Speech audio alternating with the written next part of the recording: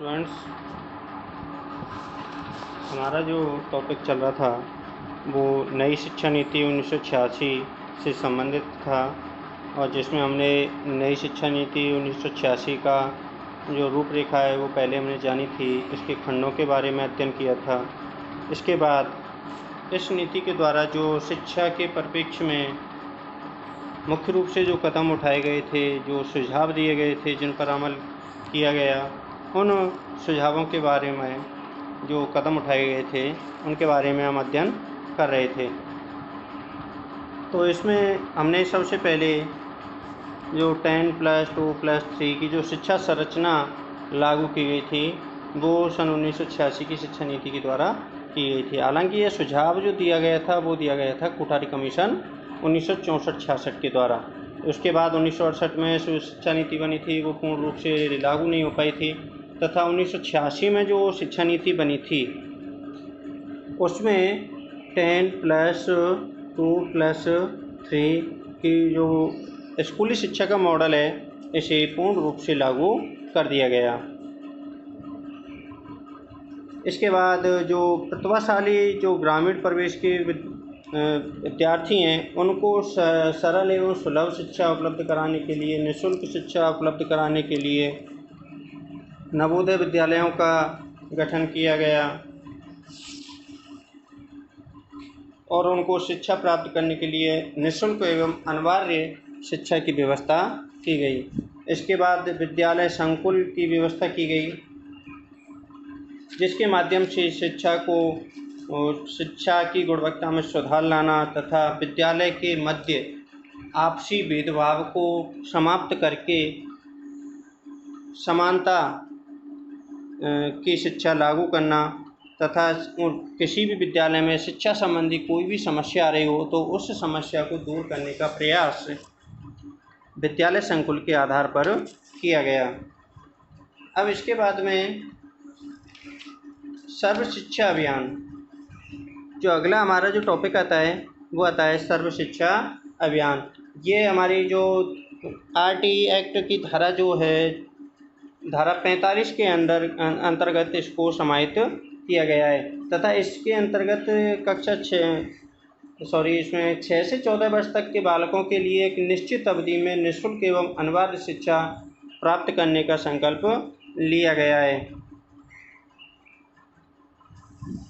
परंतु काफ़ी लंबे समय तक इस लक्ष्य को पूर्ण न होने पर अक्टूबर 1998 में राज्यों के शिक्षा मंत्रियों का सम्मेलन आयोजित किया गया तथा इस आधार पर नवंबर 2000 में भारत सरकार ने देश के सभी बच्चों को प्राथमिक शिक्षा सुलभ कराने के लिए प्रमुख रूप से उद्देश्यों का निर्धारण किया गया। उन उद्देश्यों को हम निम्न रूप से देख सकते हैं।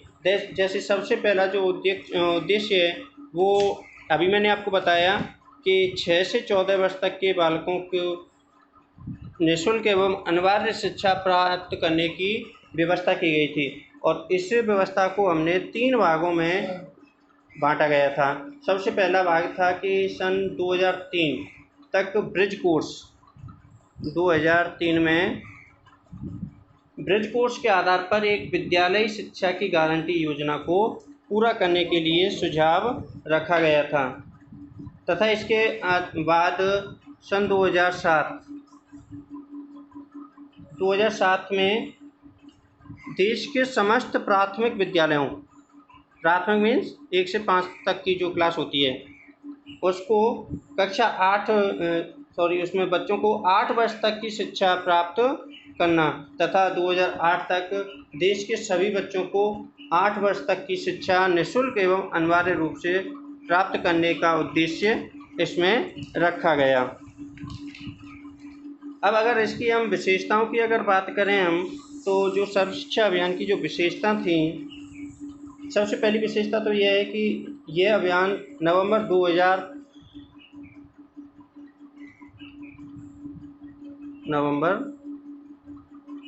2000 में इसकी शुरुआत हुई तथा ये संपूर्ण रूप से अगर हम देश में इसे चलाने की बात को जानें तो ये संपूर्ण देश में 2002 तक इसे लागू कर दिया गया और पूरे देश में इसे संपूर्ण रूप से चलाया गया। इसमें समाज के कमज़ोर वर्ग, अनुसूचित जाति, अनुसूचित जनजाति जैसे SC ST, बालिकाओं तथा जनजातियों के बच्चों की शिक्षा पर अधिक इसमें जोर दिया गया। अर्थात जो आर्थिक रूप से कमज़ोर बालक हैं या फिर जो SC ST के बालक हैं, SC ST के जो बालक हैं, उनकी शिक्षा पर सबसे ज़्यादा इसमें जोर दिया गया। यह ग्रामीण क्षेत्रों के बालकों के लिए विशेष रूप से लाभदायक था। जनवरी 2001 से इस अभियान को प्रधानमंत्री की अध्यक्षता में एक राष्ट्रीय मिशन के रूप में चलाया जा रहा है तथा यह पूर्ण रूप से संपूर्ण देश में एक देशव्यापी अभियान के तौर पर इसे चलाया जा रहा है।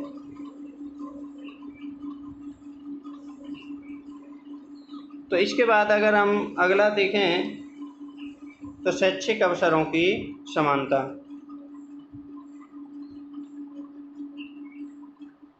अब इसमें देखिए, शैक्षिक अवसरों की समानता का अर्थ है कि देश के समस्त बच्चों को भेदभाव रहित शिक्षा प्रदान करना। शैक्षिक अवसरों की समानता का विचार लोकतंत्र की भावना पर आधारित है। जैसे हमारे कई प्रकार के विद्यार्थी होते हैं, आर्थिक रूप से कमज़ोर विद्यार्थी, शारीरिक रूप से कमज़ोर विद्यार्थी, मानसिक रूप से कमज़ोर विद्यार्थी, सामान्य विद्यार्थी, प्रतिभाशाली विद्यार्थी। अर्थात इस भेदभाव को हमें उजागर न करते हुए सभी को समान रूप से शिक्षा उपलब्ध कराना ही शैक्षिक अवसरों की समानता कहलाता है। इसका जो शैक्षिक अवसरों की समानता का जो विचार है वो सर्वप्रथम कोठारी आयोग ने ही प्रस्तुत किया था और इस आयोग ने सर्वप्रथम 6 से 14 वर्ष तक के बालकों के लिए कक्षा 1 से 8वीं तक की शिक्षा को अनिवार्य एवं निःशुल्क करने का सुझाव दिया था तथा इसके अंतर्गत बच्चों में जो आने वाली कठिनाइयों को दूर किया जाता है। शैक्षिक अवसरों की समानता का अर्थ है कि राज्य द्वारा देश के सभी बच्चों के लिए स्थान, जाति, धर्म अथवा लिंग आदि किसी भी आधार पर भेद किए बिना एक निश्चित स्तर तक शिक्षा अनिवार्य एवं निःशुल्क सुलभ कराना। ठीक है, किसी भी प्रकार से बच्चे में किसी भी प्रकार का भेदभाव नहीं करना। अगर इसकी हम आवश्यकता की बात करें तो आवश्यकता हमें इसकी महसूस हुई थी, क्योंकि लोकतंत्र की रक्षा करने के लिए प्रत्येक नागरिक को समान रूप से शिक्षित करना आवश्यक है। क्योंकि हमारा जो देश है वो कैसा है, लोकतांत्रिक देश है और हमारे देश में लोकतंत्र को सुदृढ़ एवं सुलभ बनाने के लिए, उसमें मजबूती प्रदान करने के लिए हमारे भारत देश के प्रत्येक नागरिक को शिक्षित होना जरूरी है। इसके बाद व्यक्ति के व्यक्तिगत विकास के लिए शैक्षिक समानता आवश्यक है, क्योंकि भारत में अधिकांश जनसंख्या निर्धन है, कृषि पर आधारित है और वो शिक्षा से वंचित हैं। अगली जो आवश्यकता महसूस हुई थी, वर्ग भेद की समाप्ति के लिए शैक्षिक समानता भी आवश्यक है। इसके लिए सुसंस्कृत समाज को विकसित करने के लिए भी शैक्षिक अवसरों की समानता आवश्यक है। तो उपरोक्त इन आवश्यकताओं को देखते हुए हमें इस प्रकार के नियम को लागू करना पड़ा तथा इसका जो हमारा उपाय है, हम इसको निम्न रूप से उपायों को सुझा सकते हैं। अर्थात हम इसे कैसे लागू कर सकते हैं कि महिलाओं के लिए उचित शिक्षा का प्रबंध करके तथा उनको तकनीकी शिक्षा व प्रौद्योगिकी शिक्षा ज्ञान भी उन्हें प्रदान किया जाए। अनुसूचित जातियों के शैक्षिक विकास के लिए उचित प्रबंधन हो तथा वे सवर्ण जातियों के लोगों के बराबर आ सकें। अर्थात जो जातीय आधार पर विविधता समाज में की जाती है, उन पर इस प्रकार के कुछ छूटें प्रदान की जाएं जिससे कि वो सवर्णों के बराबर आने की कोशिश कर सकें और अपने आप को शिक्षित बना सकें।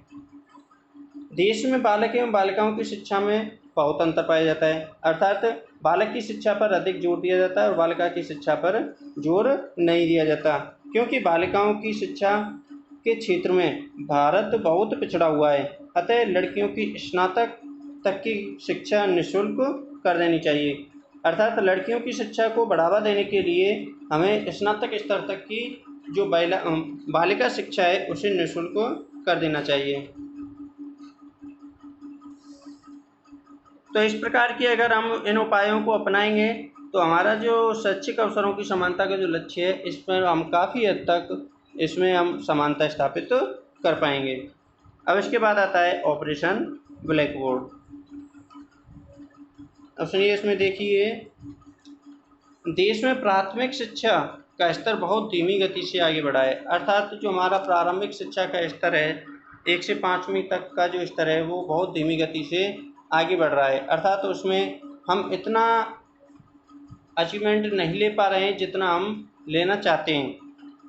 प्राथमिक स्तर की शिक्षा का प्रसार एवं वांछित सुधार हेतु किए जाने वाले प्रयास अपने लक्ष्य को नहीं प्राप्त कर सकें। नई शिक्षा नीति 1986 घोषित हो जाने के बाद 1987-88 में भारत सरकार द्वारा प्राथमिक शिक्षा को फैलाने और सम्मानित करने के लिए ऑपरेशन ब्लैक बोर्ड नाम से एक नवीन योजना का प्रारंभ किया गया। इस योजना के अंतर्गत धन की पूर्ति राज्यों के सहयोग से की जाएगी तथा सभी स्थानीय निकायों, संस्थानों, प्रसिद्ध एवं धनी व्यक्तियों तथा स्वयंसेवी संस्थाओं का भी इसमें सहयोग लिया जाएगा तथा शिक्षा से संबंधित पर्याप्त सुविधाएं प्राप्त करने के लिए इसमें प्रमुख रूप से निम्न घटक इसमें आवश्यक रूप से जोड़े गए। जैसे सबसे पहला घटक है इसमें कि सुव्यवस्थित स्कूल भवन हो, कम से कम 2 बड़े कमरे अवश्य हों, बरामदा खुला हुआ होना चाहिए तथा लड़के एवं लड़कियों के लिए अलग अलग शौचालय की व्यवस्था होनी चाहिए। प्रारंभ में कम से कम 2 शिक्षक अवश्य हों तथा इसके बाद शिक्षकों की संख्या बढ़ानी चाहिए। श्यामपट्ट, जिसे हम ब्लैक बोर्ड बोलते हैं, चौक, डस्टर, चित्रों के चार्ट, नक्शे आदि क्लास में मौजूद होने चाहिए। पीने के योग्य उचित पानी की व्यवस्था होनी चाहिए। समय काल समाप्त होने के बाद घंटी बजने की व्यवस्था भी स्कूल में होनी चाहिए। दृश्य द्रव्य सामग्री, संगीत तथा साधन, तबला, हारमोनियम आदि की भी व्यवस्था होनी चाहिए जिससे हम बालकों के अन्य कौशलों का भी विकास कर सकें। विज्ञान का ज्ञान प्रदान करने हेतु आवश्यक सामग्री भी उपलब्ध होनी चाहिए। इस योजना के अंतर्गत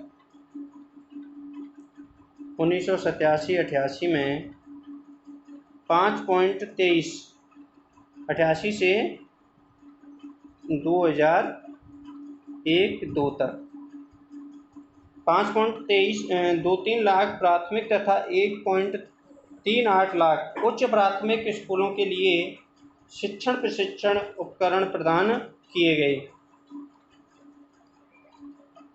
83,045 प्राथमिक स्कूलों के लिए तीसरे अध्यापक तथा 0.77 लाख उच्च प्राथमिक विद्यालयों के लिए अतिरिक्त पदों को मंजूरी प्रदान की गई। एक अध्यापक वाले प्राथमिक विद्यालयों के लिए 1.53 लाख अध्यापकों के पदों पर नियुक्ति के लिए मंजूरी प्रदान की गई। तो इस आधार पर अनेक प्रकार के नियम लागू किए गए और ऑपरेशन ब्लैक बोर्ड को सफल बनाने का प्रयास किया गया और शिक्षा को अच्छी से अच्छी शिक्षा सुलभ तरीके से बालक के लिए पहुंचाने का प्रयास किया गया।